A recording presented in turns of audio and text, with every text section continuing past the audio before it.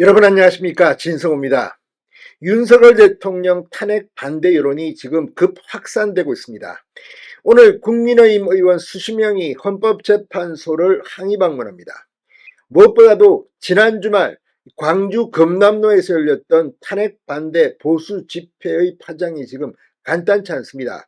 더불어민주당은 이 집회의 의미를 깎아내리려고 지금 서로 발언을 하고 있습니다.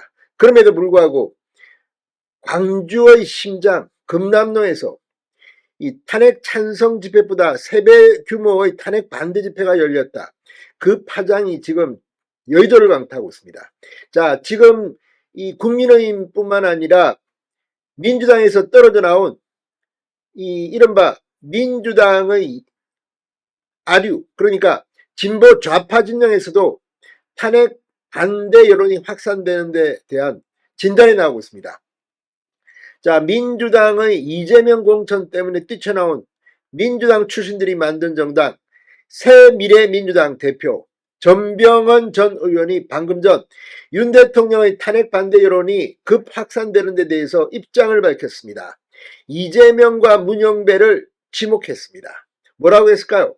자, 이걸 보면 확실히 이재명과 문영배가 이런 상황을 자초했다는 생각이 듭니다.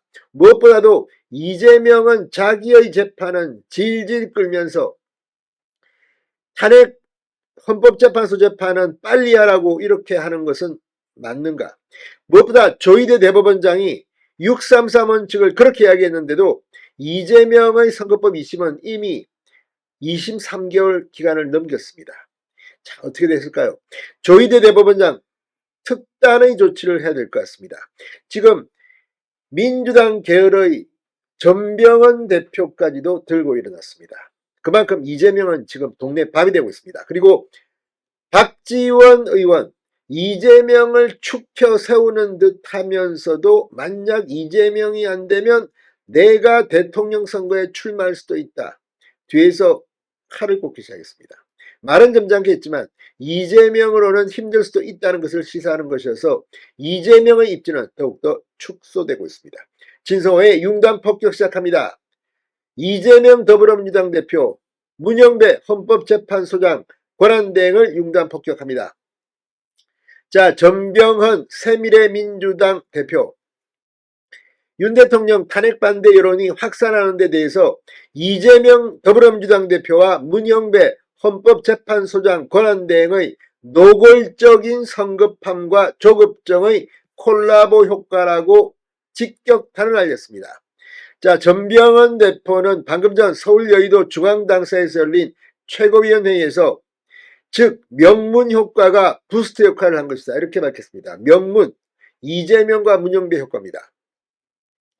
자, 전병헌 대표는 계엄 이후 점령군 행세는 이재명 대표와 민주당이 하면서 정작 자신의 재판은 사사건건 지연시키면서도 탄핵을 재촉하는 뻔뻔한 이중적 태도는 이 가증과 위선 그 자체였다.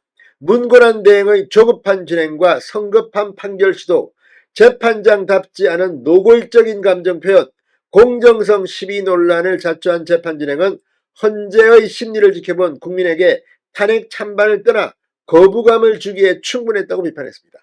자, 이 말인즉슨 진보 보수 할 것 없이 문영배 헌법재판소장 권한대행의 이 감정적, 편파적, 불공정한 재판 진행에 대한 비판이 가중되고 있음을 보여줍니다.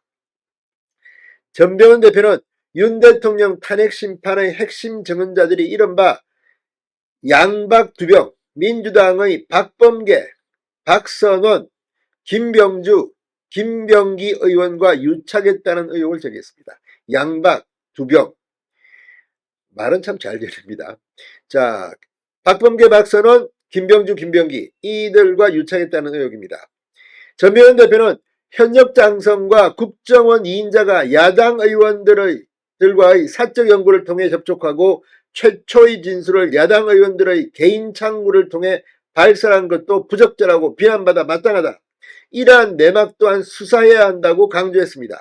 그러면서 내란 사건의 중대 증언을 사적인 채널로 사유화하려던 정치적 사욕과 경솔함이 결정적 정언을 오염시킨 결과를 초래했고 결국 탄핵 반대 여론 확산의 많은 영향을 준 것이라고 분석했습니다.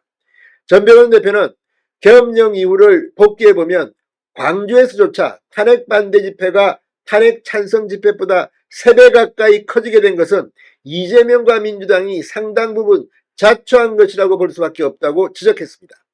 역시 광주 집회, 전환기 연설했던 그 광주 세이브 코리아 집회가 지금 여의도에도 큰 파장을 일게 하고 있습니다. 아울러 이재명 대표가 최근 계엄이 시행됐다면 코리아 킬링 필드가 열렸을 것이라고 주장한 것에 대해서 오히려 이재명 캠프 주변 인물 7명이나 죽음이 된 것을 보며 코리안 킬링 필드를 말하기 이전에 이재명 킬링 필드 비극의 전모를 밝혀야 한다는 지적이 많다는 것을 먼저 깨닫기 바란다고 했습니다. 역시 같은 편이 갈라지면 더 무섭습니다. 전병헌 대표의 말처럼 이재명은 이제 답하기 바랍니다. 조희대 대법원장도 답하기 바랍니다. 진성호의 융단 폭격이었습니다. 여러분 감사합니다.